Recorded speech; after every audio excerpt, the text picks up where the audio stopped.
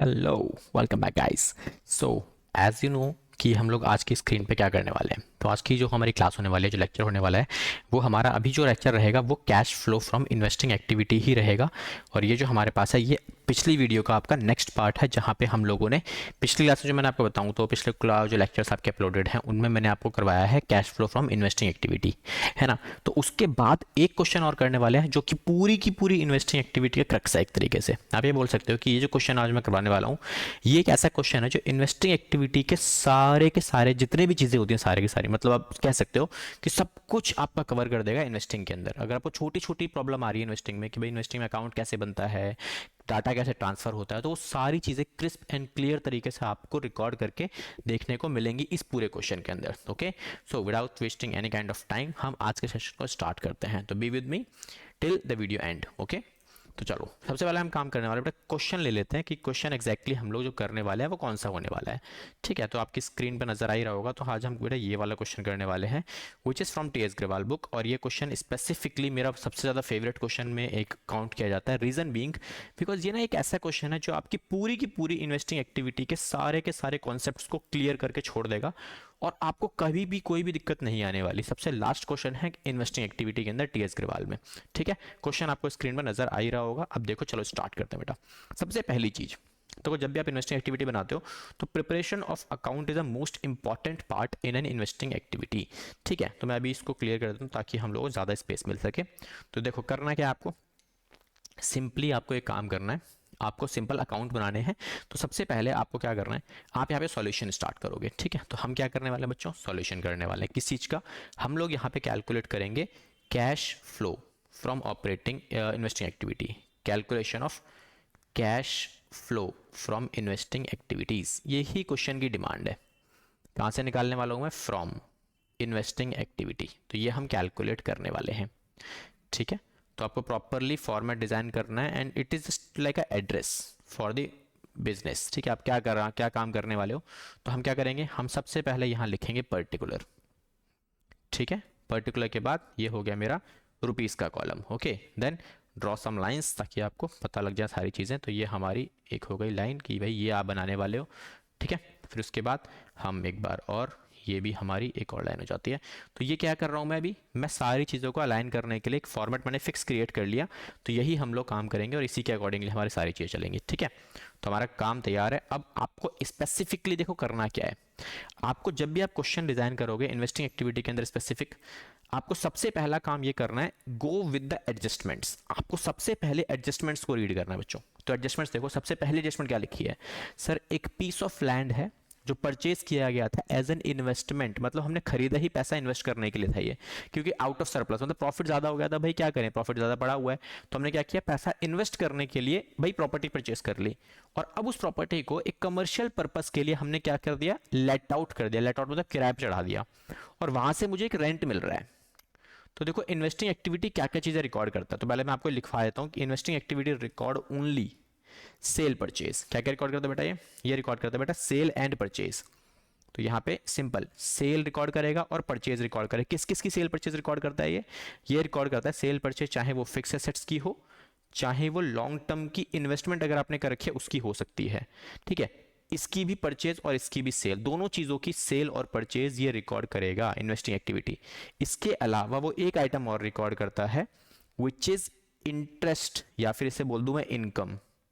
कहां से, income from investment. क्योंकि इन्वेस्टमेंट हम क्यों करते हैं मार्केट के अंदर, पैसा जनरेट करने के लिए। तो जो भी इनकम वहां से जनरेट हो रही है, जो कि दो फॉर्म में हो सकती है, ठीक है, दो भी क्या है, तीन में लगा लो। पहला इंटरेस्ट के फॉर्म में हो सकती है ये, या फिर डिविडेंड के फॉर्म में हो सकती है सिंपल। ठीक है, कि आप डिविडेंड के फॉर्म में इनकम जनरेट कर सकते हो कि भाई किसी कंपनी के शेयर्स आपने परचेज कर लिए तो डिविडेंड के फॉर्म में हो सकता है। प्लस एक और हो सकता है जैसे इस क्वेश्चन में है, दैट इज रेंट रिसीव्ड। अब ये तीनों अगर रिसीव किए जा रहे हैं दैट मीन्स ये आपकी इनकम का पार्ट बन जाते हैं। ठीक है, तो ये तीन चीजें आपकी यही रिकॉर्ड की जाएंगी। इंटरेस्ट रिसीव जिससे आप इनकम बोलोगे, एक डिविडेंड रिसीव ये भी इनकम है, रेंट रिसीव ये भी इनकम है।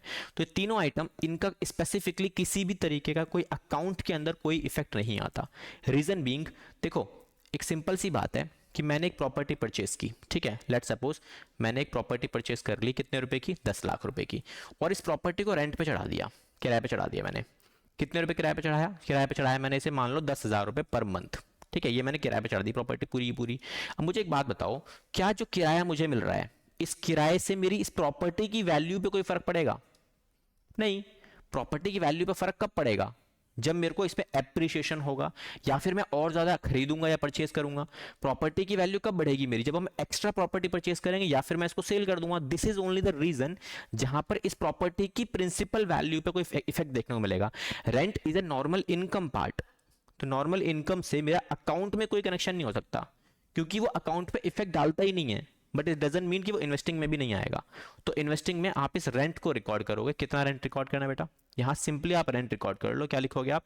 Rent received.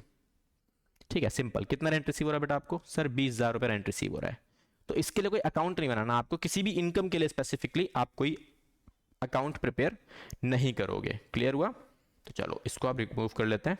ठीक है, अब चलो अगले पार्ट के ऊपर। तो बेटा अगला पार्ट क्या है? सिंपल वाला। देखो अगली एडजस्टमेंट क्या है? इट सेज दैट कि डिविडेंड रिसीव करना है आपको। अब डिविडेंड दोबारा से लो जी, ये दोबारा इनकम आ गई मेरी। ये कितना डिविडेंड रिसीव करना है बेटा? दामोदर लिमिटेड से 12% का डिविडेंड रिसीव करना है। तो 12% का डिविडेंड रिसीव, तो ये भी इनकम है, तो ये भी इसी में रिकॉर्ड करोगे आप। क्या लिखोगे आप यहाँ पे? Dividend received. कहां से रिसीव किया बेटा आपने? ये sir Damodar, from Damodar limited. कि आपने किसी कंपनी के शेयर्स खरीद रखे होंगे, वहां से आपको डिविडेंड मिल गया। कितना डिविडेंड मिलेगा बेटा आपको? सर 12%। लेकिन 12% किसका? अब क्वेश्चन में देखो ये लिखा हुआ है शेयर्स इन दामोदर लिमिटेड। आपने इस कंपनी के शेयर्स खरीदे थे जो ओपनिंग में भी 1.5 लाख के हैं, क्लोजिंग में भी 1.5 लाख के हैं। तो क्या ही फर्क पड़ता है, किसी पे निकाल लूं मैं। ठीक है, तो 1.5 लाख रुपए के ऊपर आप इंटरेस्ट निकाल लो सीधा सीधा। कितनी वैल्यू आती है बेटा 1.5 लाख के इंटरेस्ट के ऊपर 12%? तो ये वैल्यू मेरे पास निकल के आती है 18,000 रुपए। तो ये हम क्या करेंगे बेटा? सिंपली आप इसे प्लस कर दोगे, बिकॉज ये इनकम मिल रही है आपको, तो ये हमारी प्लस हो जाएगी दोनों चीजें। ठीक है, उसके बाद अगली एडजस्टमेंट क्या है? इट सेज दैट कि पेटेंट्स राइट ऑफ किया आपने टू द एक्सटेंट ऑफ 20,000, और कुछ पेटेंट्स को सेल किया गया। देखो कितने प्रॉफिट पर सेल किया गया? सेल। तो इसका मतलब क्या है? सेल की एडजस्टमेंट मुझे गिवन है, तो मुझे पेटेंट का अकाउंट बनाना पड़ेगा। मतलब हम क्या करेंगे? पेटेंट का अकाउंट बनाएंगे। तो यहां से मुझे कोई मतलब नहीं है, इसका अकाउंट बनाएंगे तब हम इसे यूज करेंगे। ठीक है, उसके बाद अगली एडजस्टमेंट क्या बेटा? ये मुझे गिवन है adjustment number 4, which is a machinery costing rupees 80,000, जिस पर एक्यूमुलेटेड डेप हो चुका है 30,000 रुपए का। सेल आउट कर दिया मैंने कितने में? इसे 35,000 में। मैंने इसे 35,000 में सेल कर दिया। ठीक है, देखो मशीनरी है कितने की? कॉस्ट है सर हमारे पास 80,000 की, जिस पर एक्यूमुलेटेड डेप्रिसिएशन कितना लग चुका है बेटा? 30,000 रुपए। तो मशीन की वैल्यू कितनी बचती है? 50,000 रुपए। इसको हम क्या बोलते हैं बच्चों? सर इसे बोलते हैं बुक वैल्यू, है ना। तो बुक वैल्यू में से अब आप सेल वैल्यू माइनस करोगे and you will get the amount of profit और लॉस। अब देखो गिवन क्या है? Sell value sold for rupees 35,000, sell value ही गिवन है क्वेश्चन में। तो मैंने 50 की मशीन 35,000 में सेल कर दी, विच मीन्स कि 15,000 का हमें यहां पे क्या हो जाता है बेटा? लॉस, है ना। अब इस लॉस, इस पूरे एडजस्टमेंट में, पूरे चार्ट में से हमारे लिए काम की क्या क्या चीजें? देखो ये दो चीजें ऊपर वाली, दोनों चीजें, ये वाली और ये वाली, ये दोनों चीजें आप रिकॉर्ड करोगे कहां पे? कौन सा अकाउंट में रिकॉर्ड करना है बेटा आपको? इसे रिकॉर्ड करेंगे हम प्लांट एंड मशीनरी अकाउंट में, ये भी और ये भी। और ये जो अकाउंट है आपका एक्यूमुलेटेड डेप्रिसिएशन, इसकी रिकॉर्डिंग होती है एक्यूमुलेटेड डेप्रिसिएशन अकाउंट में। हालांकि इस क्वेश्चन में मुझे एक्यूमुलेटेड नहीं बनाना। रीजन क्यों नहीं बनाना मैंने आपको पहले भी समझाया था। अगर आपने पहले के लेक्चर्स मेरे देखे होंगे तो आपको पक्के से पता होगा कि इसमें क्यों नहीं बनाना, क्योंकि आपको इस क्वेश्चन में कहीं पर भी एक्यूमुलेटेड का ओपनिंग क्लोजिंग गिवन नहीं है। दैट मीन्स मुझे केवल एक account banana, that is plant and machinery account. तो बना लेंगे और वैल्यूज ये वाली इस्तेमाल करेंगे उसके अंदर हम, केवल ये वाली। ठीक है, उसके अलावा और क्या बेटा? Sir depreciation charged during the year, तो ये डेप्रिसिएशन मुझे अलग से गिवन है। अब मेरे लिए काम का डेप्रिसिएशन कौन सा है? केवल ये वाला। टोटल डेप हमेशा हम यूज करते हैं in plant and machinery account. तो ये है टोटल डेप 70,000 का, ये हमारे काम का है, जो हम यूज कहां करेंगे? टोटल डेप्रिसिएशन किस अकाउंट में आएगा बेटा? ये आएगा प्लांट एंड मशीनरी अकाउंट के अंदर, because plant and machinery account जो बन रहा है वो टोटल मशीन्स का बन रहा है, ना कि इंडिविजुअल एक मशीन का। ठीक है, इसके बाद आगे तो एक अकाउंट हमारे पास बनेगा प्लांट और मशीनरी, देन उसके बाद हमारे पास अगला अकाउंट बनेगा ड्यूरिंग द ईयर। 12% वाली इन्वेस्टमेंट है, कुछ खरीदी गई है, तो खरीदी है मतलब अकाउंट बनेगा। बिकॉज अकाउंट बनाने की बेसिक कंडीशन मैंने आपको पहले ही बताई थी, परचेज, सेल या फिर डेप्रिसिएशन, इन तीन में से कोई भी एक एडजस्टमेंट अगर आपके पास गिवन है तो you have to prepare an account. तो अकाउंट बनाएंगे किसका? 12% इन्वेस्टमेंट का, तो इसका भी हम क्या बनाएंगे बेटा? इसका भी हम अकाउंट बनाएंगे।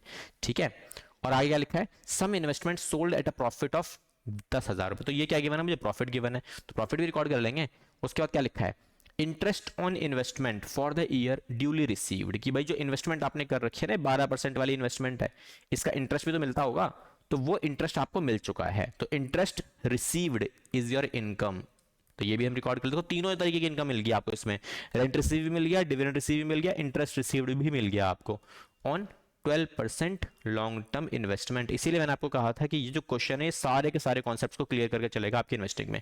अब कितना इंटरेस्ट मिलेगा बेटा मुझे, सर 12% की इन्वेस्टमेंट है जिस पर आपको इंटरेस्ट मिला है, कौन सी वैल्यू पे, देखो पिछले क्वेश्चन पिछले पॉइंट में 1.5 लाख सेम था, बट इस बार इंटरेस्ट की वैल्यू किस पे लगाओगे आप, ओपनिंग पे लगाओगे, क्लोजिंग पे लगाओगे, 50 पे लगाओगे, 80 पे लगाओगे, सर ओपनिंग वाली वैल्यू पे। ये चीज़ हमेशा ध्यान रखनी है आपको, इसका कॉन्सेप्ट मैं अभी नेक्स्ट क्लास के अंदर समझाऊंगा अच्छे से आपको कि किस वैल्यू पे लगाना है। देखो अगर आपको डेट गिवन है, ठीक है, ओपनिंग की डेट भी गिवन है, क्लोजिंग डेट भी गिवन है, और आपको ये नहीं बता रखा कि जो इंटरेस्ट लगेगा, इसको खरीदी गई है इन्वेस्टमेंट बीच में 50 से 80 हो गई है, तो there is a purchase of investment.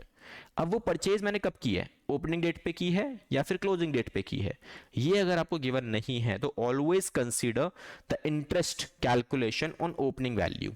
ठीक है, क्लियर है कि ओपनिंग वैल्यू पे आप हमेशा इंटरेस्ट की कैलकुलेशन करोगे, तो ये आपको क्लियर होना चाहिए। तो 6,000 रुपये इसमें भी हम प्लस कर देंगे, हो गया हमारा काम क्लियर। चले आगे, समझ में आ रही है चीज़ें सारी की सारी, देखो समझ में आ रहा तो फिर आगे बढ़ेंगे, फिर उसके बाद हम चलेंगे अगले अकाउंट्स के ऊपर। तो बेटा अगला अकाउंट बनाना पड़ेगा, देखो सारी चीज़ें कवर हो चुकी है मेरी, एडजस्टमेंट्स मेरी ऊपर से लेकर नीचे तक सारी कवर है। अब एक बार चेक कर लो क्या हमने सबके अकाउंट बनाने, देखो इन्वेस्टमेंट इन लैंड, इसका मुझे अकाउंट नहीं बनाना, तो यहाँ से डिफरेंस ले लो सीधा, पहले भी 3 लाख था अभी भी 3 लाख था, इसका मतलब नो परचेज नो सेल, मतलब कोई परचेज और सेल तो मैंने किया ही नहीं है। ठीक है, हाँ इन्वेस्टमेंट इन लैंड के ऊपर आपकी इनकम मिलती है, तो इनकम हमने रिकॉर्ड कर ही ली है वाली, रेंट रिसीव्ड की है ना, तो परचेज सेल नहीं है मतलब, और इसमें कोई काम नहीं है मेरे लिए, तो हम कुछ नहीं करेंगे इसका। ठीक है, चलो जी अगला चेक करो, दामोदर लिमिटेड का अकाउंट बनाया आपने, नहीं बनाया, क्यों नहीं बनाया सर, इसका भी ओपनिंग क्लोजिंग सेम है, तो नो परचेज नो सेल, तो इसका भी अकाउंट नहीं बनेगा, और यहां से भी कोई वैल्यू काम की है नहीं मेरे पास, तो ये भी रिकॉर्ड नहीं होगा। 12% इन्वेस्टमेंट, इसका तो अकाउंट बनेगा, तो अकाउंट बना के वैल्यू वहां से कॉपी करेंगे। प्लांट और मशीनरी, इसका भी अकाउंट बनेगा, इसकी भी कॉपी करेंगे वैल्यू वहीं से। पेटेंट का अकाउंट बनेगा, इसकी भी वैल्यू वहीं से कॉपी करेंगे। गुडविल का अकाउंट नहीं बनाना, लेकिन डिफरेंस दे नजर आ रहा है मेरे पास, पहले 1 लाख था अब कितना हो गया, 1.5 लाख की हो गई गुडविल, दैट मीन्स खरीदी गई है ना गुडविल, तो बेटा गुडविल अगर खरीदी गई है तो यही रिकॉर्ड होगी ना, तो यहाँ क्या लिखेंगे हम, purchase of goodwill, simple language में आपको यहाँ मेंशन कर लेना है।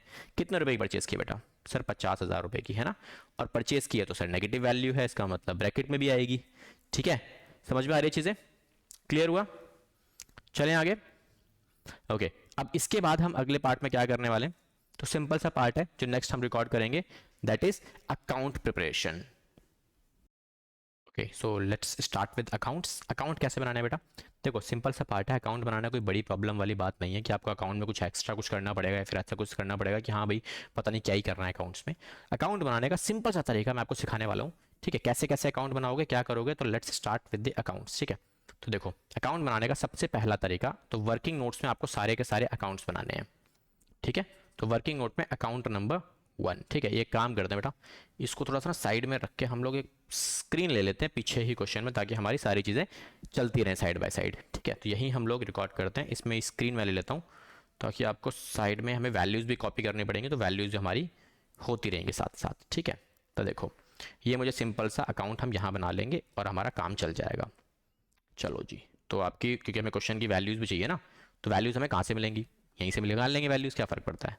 ठीक है, तो देखो सबसे पहले हम अकाउंट बनाते हैं, तो अकाउंट बनाने के लिए हमें चाहिए सबसे पहला वर्किंग नोट जो हम बनाएंगे प्रॉपर तरीके से। बट अकाउंट बनाओ, अकाउंट के लिए यार ये स्क्रीन आपकी छोटी सी पड़ेगी, काम करो इसको क्लोज करते हैं। ठीक है, अकाउंट बनाने के लिए हम नॉर्मल स्क्रीन पे ही चलते हैं, इसी में ही अकाउंट आपके बनेंगे, वहाँ बनेगा नहीं, थोड़ा सा काम प्रॉब्लम हो जाएगी। तो पहला अकाउंट देखते हैं पहले कौन सा बनाने वाले हैं हम लोग। ठीक है, तो सबसे पहला जो अकाउंट हम बनाएंगे, यहाँ पे लिखा हुआ है कि क्या लिखा है यहाँ पे, simple plant long term investment. तो जो लॉन्ग टर्म इन्वेस्टमेंट का अकाउंट है ये हम लोग पहले बनाएंगे, और कैसे बनाएंगे वो भी देख लेते हैं। ठीक है, तो देखो प्लांट 12% इन्वेस्टमेंट अकाउंट, तो 12% long term investment account, long term investment account, तो पहला अकाउंट हम लोग ये बनाने वाले हैं। ठीक है, अकाउंट कैसे बनेगा एक बार वो भी चेक कर लो। ठीक है, तो देखो अकाउंट बनाने के लिए सिंपल पहला आपका डेट का कॉलम हो गया सिंपल सा। ठीक है, उसके बाद हमारा कॉलम रहेगा नेक्स्ट, ये हो गया हमारा अमाउंट का कॉलम, उसके बाद दोबारा से ये हो गया अमाउंट का कॉलम, डन। फिर उसके बाद हमारी एक लाइन और जो हमारी रहेगी रुपीज़ के लिए, ठीक है। तो ये हमारा कंप्लीट हो गई है सारी चीज़ें। उसके बाद एक काम करते हैं, इसको यहाँ ड्रॉ कर लेते हैं कि भाई ये प्रॉपर तरीके से अकाउंट आपका लगना चाहिए ना, तो अकाउंट हमारा प्रॉपर लग जाएगा यहाँ पे, प्रॉपर तरीके से हमारी चीज़ें हो गई सारी सारी, ठीक है। चलो जी, हमारी सारी चीज़ें तैयार हैं, तो हमारा अकाउंट भी प्रिपेयर हो चुका है अच्छे से, ओके, ठीक है। अब देखो वैल्यूज़ फ्रेम करनी है, तो सबसे पहले आपको क्या करना है, आपको यहाँ लिखना है क्या है, ये पर्टिकुलर है, सिंपल। पर्टिकुलर आप यहाँ लिखते हो, रुपीज़ यहाँ लिखते हो, पर्टिकुलर यहाँ फिर रुपीज़ आ जाएगा आपका, सिंपल सा, पर्टिकुलर रुपीज़, ओके। तो अकाउंट बनाने का सिंपल सा तरीका देखो, इन्वेस्टमेंट क्या है मेरे लिए, सर इन्वेस्टमेंट हमारा एक तरीके का एसेट्स है ना, एसेट्स है ना। तो एसेट्स के साथ हम क्या करते हैं, एसेट्स के लिए सबसे पहले हम लोग यहाँ लिखेंगे balance brought down and balance carried down, जैसा हमने पहले भी किया था, पहले भी क्वेश्चंस करा चुका मैं आपको ऑलरेडी। तो by balance down, balance brought down and balance carried down, and last में 2 लाइन ब्लॉक, इसे ब्लॉक कर देना, खत्म, क्योंकि इसका तो कोई काम है ही नहीं हमारे पास करने के लिए, ठीक है। 2 लाइन डाल के ब्लॉक कर दो। अब करना क्या अगले स्टेप में, मुझे ओपनिंग क्लोजिंग चाहिए, तो ओपनिंग क्लोजिंग कहाँ से मिलेंगे, तो बेटा ओपनिंग क्लोजिंग देखो, इन्वेस्टमेंट का ये है मेरा ओपनिंग, 50,000 रुपये ओपनिंग है और 80,000 रुपये क्लोजिंग है मेरा, तो इसको अकॉर्डिंगली उठा के लिख लो। ओपनिंग कितना बेटा, सर 50,000 रुपये, क्लोजिंग कितना बच्चों, सर 80,000 रुपये, है ना। अब इसके बाद अगला स्टेप क्या है, अगला स्टेप कुछ नहीं है, आपको सिंपली अकाउंट में जो जो वैल्यूज गिवन कर रखी है ना क्वेश्चन में, उन्हें उठा के बस उसकी जगह पे प्लेस कर दो, सिंपल, ठीक है। तो मैं इसको पहले ठीक कर लेता हूँ ताकि आपको समझने में दिक्कत ना हो थोड़ी सी भी, ठीक है। ये रिमूव कर लो, ठीक है। अब देखते हैं, अब समझाता हूँ। देखो क्या लिखा है, इन्वेस्टमेंट की सर एडजस्टमेंट, ये लास्ट वाली थी हमारे पास, ये वाली है ना। क्या लिखा है इसमें, during the year 12% investment was purchased. अब मुझे बात बताओ, अगर आप इन्वेस्टमेंट खरीदोगे तो उसे कहाँ लिखोगे, सर हम उसे लिखेंगे यहाँ पे, किस नाम से, क्योंकि इन्वेस्टमेंट खरीदने से क्या होता है, वैल्यू बढ़ती है ना मेरी इन्वेस्टमेंट की। तो हम कितने की इन्वेस्टमेंट परचेज की बेटा आपने, सर 1 लाख रुपए की हमने इन्वेस्टमेंट खरीदी है, तो ये लो जी 1 लाख रुपए आ गया। और क्या गिवन एडजस्टमेंट में, इसने बोला कि कुछ इन्वेस्टमेंट इसने सेल कर दी है, कितने की, 10,000 के प्रॉफिट पर सेल कर दी, तो क्या गिवन है आपको, प्रॉफिट गिवन है। तो बच्चों प्रॉफिट कहाँ पे आता है, सर प्रॉफिट भी डेबिट साइड पे ही आता है, by the name of statement of PNL, है ना। तो स्टेटमेंट ऑफ पीएल में प्रॉफिट आ गया तुम्हारे पास, तो प्रॉफिट भी हमने रिकॉर्ड कर दिया। कितने का प्रॉफिट गिवन था, सर 10,000 का प्रॉफिट गिवन था, ओके। अब अगला क्या, क्या कोई और एडजस्टमेंट मुझे गिवन है इन्वेस्टमेंट से कनेक्टेड, जरा चेक करो। सर इन्वेस्टमेंट से कनेक्टेड एक ये एडजस्टमेंट थी बस, और कोई एडजस्टमेंट नहीं है, बाकी सब एडजस्टमेंट, ये है प्लांटर मशीनरी की, और ये है मेरी कौन सी, ये प्लांटर मशीनरी की है, ये पेटेंट की है, बाकी ये दोनों हम ऑलरेडी कवर अप कर चुके हैं, ठीक है। बस और कुछ नहीं है, इसका मतलब इसे बैलेंस कर दो। तो सिंपली जब आप इसे बैलेंस करोगे तो you will get the value of 1,60,000 rupees on a debit side, जो कि एग्जैक्टली सेम होनी चाहिए इस तरफ। तो बताओ जरा इस तरफ कितना बैलेंस बच रहा है, और ये बैलेंस किस चीज़ का बचेगा, सर ये बैलेंस बचेगा मेरा इस तरफ अगर बच रहा है, इसका मतलब मैंने इसको सेल किया होगा, तो जो इन्वेस्टमेंट मैंने सेल कर दी वो यहां पर आ जाएगी आपकी बैलेंसिंग फिगर में। तो this is your balancing figure. लो जी अकाउंट कंप्लीट है। बताओ जरा समझ में आया नहीं आया, मजा आया क्वेश्चन करने में। देखो क्वेश्चन में सिंपल है, इतना ही काम है आपको, जो वैल्यूज गिवन है उन्हें उठा के अकॉर्डिंगली प्लेस कर दो और खत्म काम। अब इसमें से मेरे काम का क्या है, तो बेटा मैंने बताया था आपको कि इन्वेस्टिंग एक्टिविटी में केवल सेल और परचेज ही मेरे काम का होता है और कुछ मेरे काम का नहीं है। तो हम सेल परचेज उठा लेते हैं बस। तो देखो सेल परचेज कितना है, सर ये है सेल और ये है परचेज, तो इन दोनों को उठा लो बस, और उठा के सीधा उठा के ट्रांसफर कर दो कहां पे, इन्वेस्टिंग में। कितना है, 80 और 1 लाख रुपए। तो हम यहां रिकॉर्ड करेंगे, पहले लिखेंगे परचेज, परचेज ऑफ 12% इन्वेस्टमेंट, कितने रुपए परचेज की थी बेटा मैंने, 1 लाख रुपए की। तो ये माइनस करेंगे, सिंपल माइनस करके ब्रैकेट लगा, कॉमा लगा लो। फिर कुछ इन्वेस्टमेंट मैंने सेल भी की है, तो यहां लिखेंगे सेल ऑफ 12% इन्वेस्टमेंट, कितने की सेल की बेटा, सर 80,000 रुपए की, और सेल करेंगे तो पैसा आएगा तो प्लस करेंगे। लो जी एक अकाउंट कंप्लीट है मेरा, ये वाला, ये अकाउंट मेरा कंप्लीट हो गया, ये एडजस्टमेंट मेरी कंप्लीट हो गई। तो जो एडजस्टमेंट्स कंप्लीट होती जाएंगी टिक लगाता जाना, ठीक है, ताकि आपको ध्यान रहे। उसके बाद अगला अकाउंट कौन सा है बेटा, ये है sir plant and machinery account, है ना। तो प्लांट और मशीनरी अकाउंट कैसे बनाएंगे, तो बेटा सिंपल अकाउंट बनाने का तरीका वही जैसा अभी ये ऊपर आपने बनाया। तो दूसरा अकाउंट नंबर 2, अकाउंट नंबर 2 में क्या करना है आपको, सिंपली कौन सा अकाउंट बनाने वाले हो आप बेटा, यहां हम बनाने वाले प्लांट एंड मशीनरी अकाउंट, ठीक है। तो इसका भी फॉर्मेट एक बार डिजाइन कर लेते हैं बेटा, सिंपल। तो फॉर्मेट डिजाइन करने के लिए सिंपल फॉर्मेट यही, ये आप यूज करोगे ऐसे एज इट इज, ठीक है। तो ये हो गया हमारे पास। इसके बाद एक लाइन ड्रॉ करेंगे जहाँ से पर्टिकुलर रुपीज़ का वैल्यूज लिखोगे। उसके बाद दोबारा से यहाँ से हमारे पास आ जाएगा पर्टिकुलर कॉलम, तो ये हमारा पर्टिकुलर कॉलम हो गया। उसके बाद आ जाओ इस तरफ ये रुपीज़ का कॉलम, देन उसके बाद दोबारा से ये रुपीज़ का कॉलम, ठीक है। तो हमारा अकाउंट कंप्लीट है। क्लियर? चलो बच्चों, अब इसमें क्या लिखना है?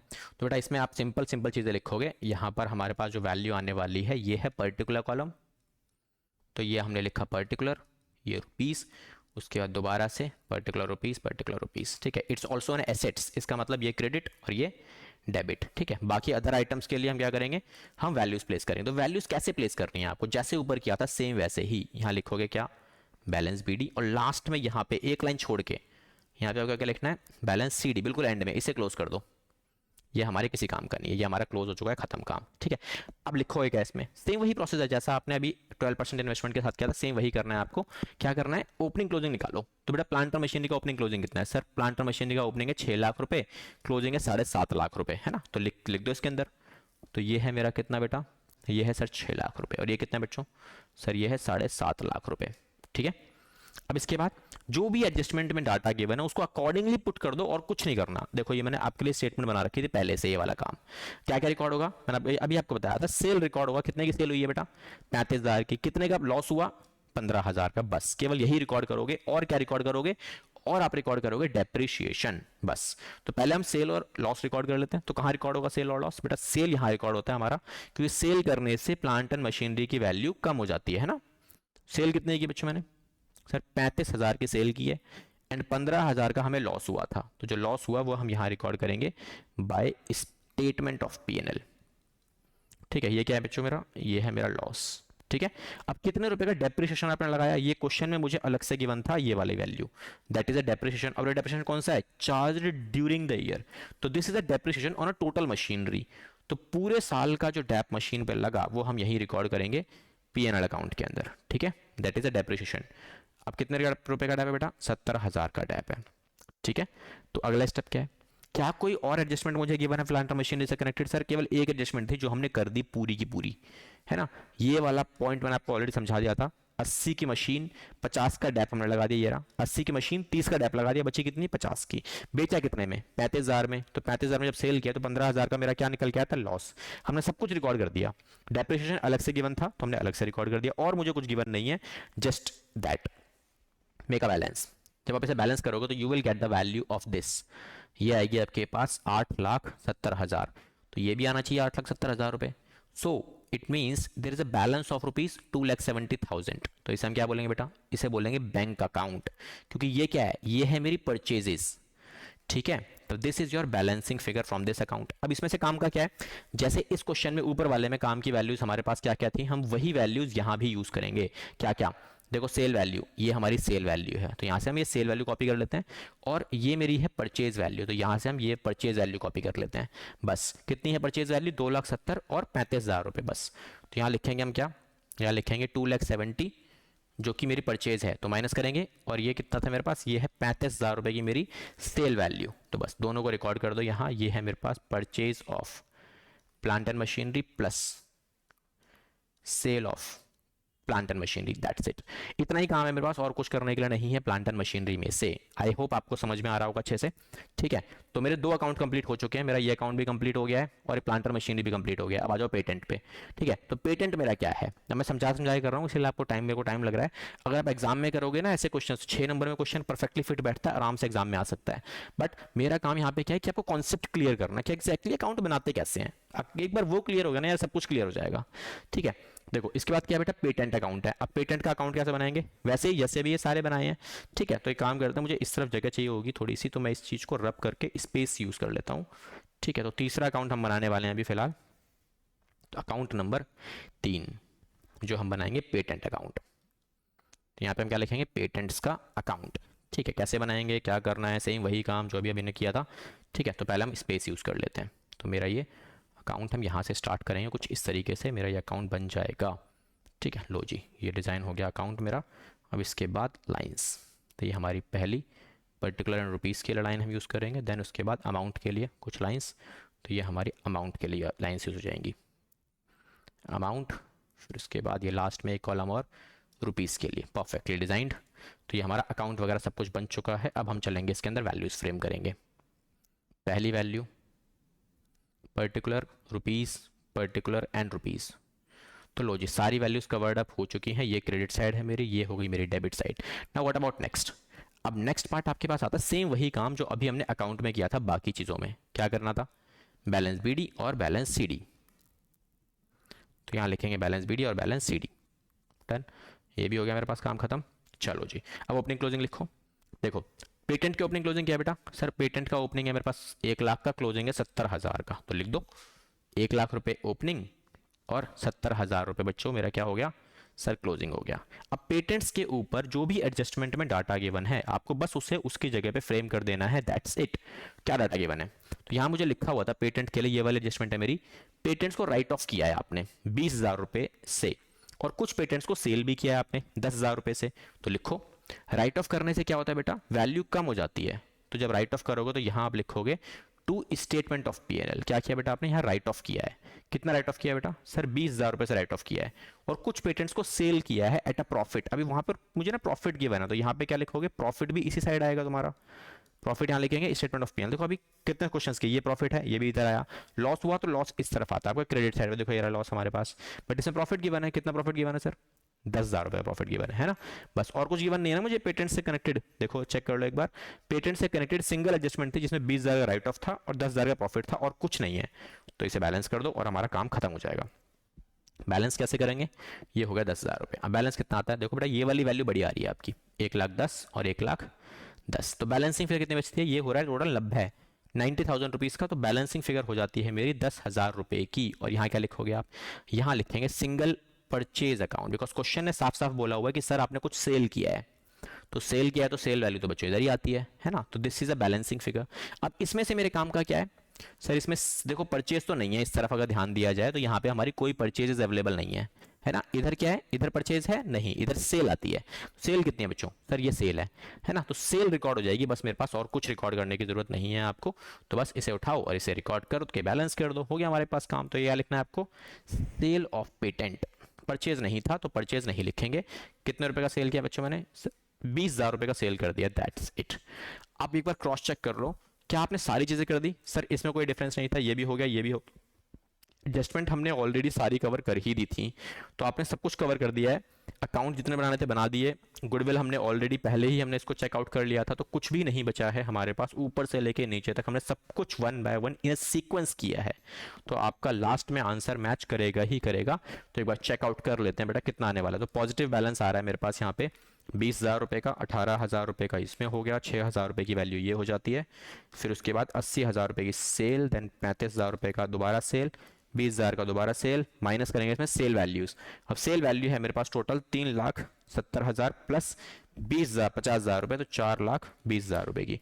तो टोटल अमाउंट आ रहा है मेरे पास नेगेटिव का 2,41,000 rupees, which is a correct answer. And that's a negative balance. And investing में यार बताऊं मैक्सिमम टाइम में नेगेटिव ही आंसर आता है। तो यहाँ क्या लिखोगे? कैश यूज्ड कहाँ पे? In investing activities. तो इन्वेस्टिंग एक्टिविटीज में मेरा कैश यूज हो गया है, that's it. So this is the complete solution of this question. I hope आपको क्वेश्चन करने सीखने में मजा आया होगा। हम लोगों ने, मैं जितना पॉइंट हो सकता था मैंने सब कुछ कवर किया है इसके अंदर। तो जितने टॉपिक्स हैं मैंने सब कुछ कवर्ड है।